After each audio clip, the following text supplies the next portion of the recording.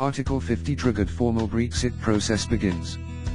The Prime Minister has triggered Article 50 after her letter to European Council President Donald Tusk was delivered by Ambassador Sir Tim Barrow in Brussels. Mr. Tusk immediately responded on Twitter, "After 9 months the UK has delivered. #Brexit. Kicking off the 2-year process of withdrawal from the European Union, Theresa May told MPs, "This is a historic moment from which there can be no turning back." The PM accepted it was a day of celebration for some and disappointment for others. But she added, "Now is the time for us to come together, to be united across this House and across this country to ensure that we work for the best possible deal for the UK and the best possible future for us all." She pledged to deliver the democratic will of the British people and to take the unique opportunity to shape a brighter future for the UK, adding, "I choose to believe in Britain and that our best days lie ahead." Under the terms of the Lisbon Treaty, a 2-year period of talks with the 27 remaining EU member states lies ahead. After marking out hard lines on future payments to the European Union and the influence of EU law after Brexit, the text of the Prime Minister's letter offered some room for manoeuvre in negotiations.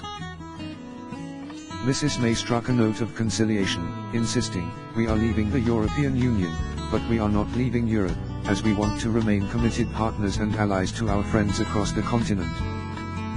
But she said a UK exit without a deal is not the outcome that either side should seek. Mr. Tusk told a news conference shortly after being handed the Article 50 notice, "There is no reason to pretend that this is a happy day, neither in Brussels nor in London.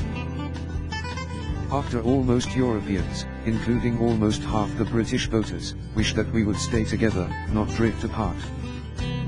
But, paradoxically, there is also something positive in Brexit. Brexit has made us, the community of 27, more determined and more united than before. And in a personal message to Britain he added, "We already miss you.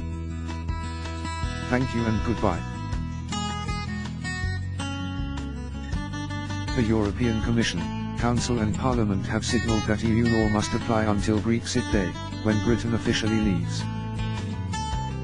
The European Parliament, which can veto a UK-EU deal, is next week expected to make the guarantee of full EU citizen rights a red line, a potential sticking point which Mrs. May has highlighted as a priority for the talks ahead.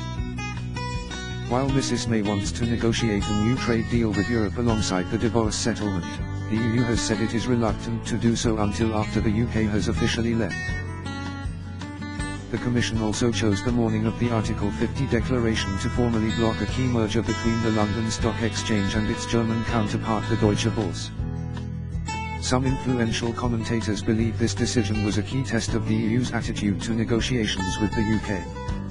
The pound pushed higher against the euro as the starting gun on Britain's formal exit from the EU was fired, climbing from a rise of 0.2% to 0.6% by the time the PM had finished addressing Parliament. There was little movement against the dollar. Today's the day the impossible dream came true. I'm delighted, former UKIP leader Nigel Farage told Sky News, while enjoying a pint in central London. North of the English border, however, a day after MSPs backed a second Scottish independence vote, First Minister Nicola Sturgeon tweeted ahead of the declaration, "Today, the PM will take the UK over a cliff with no idea of the landing place. Scotland didn't vote for it and our voice has been ignored."